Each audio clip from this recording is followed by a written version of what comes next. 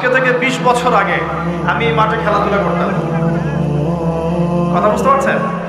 বিশ্বাস করলেন না? আজকে থেকে 20 বছর আগে আমি মাঠে খেলাধুলা করেছি। এমনকি একদিন আমার বাবা আমাকে বলেছিলেন, এবং আমি খেলাধুলা খুব পছন্দ করতাম, এবং আপনারা জানেন যে আমি খেলাধুলার সাথে ছিলাম, অনেক দূর পর্যন্ত খেলেছি আলহামদুলিল্লাহ।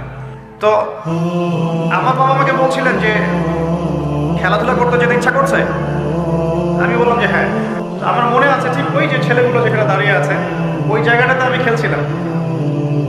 আমার ব্যাচমেট যারা আছেন এখানে উপস্থিত হয়তো তারা জানবেন বিষয়টা। ক্রিকেট, অবশ্যই ক্রিকেট।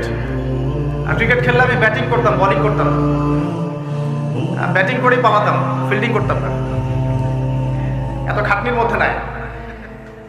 তো খেলতে খেলতে শুনলাম যে বাসায় আমার বাবা মারা গেছেন, ইন্না লিল্লাহি ওয়া ইন্না ইলাইহি রাজিউন।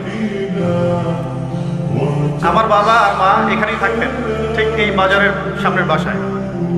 এখানে আমার শৈশবটা কেটেছে। এরপরে আমি সরকারি প্রাইমারি স্কুল উচ্চ বিদ্যালয়ে পড়েছি 1 বছর, এটা অনেকেই জানেন। আমার শৈশবটার অনেকটা স্মৃতি এখানে জড়িত আছে। আর আজকে তাকবীরের কি লিখন যে সেই মাঠে বসে আমি আপনাদের সামনে দ্বীনের ওয়াজ করছি। সুবহানাল্লাহ।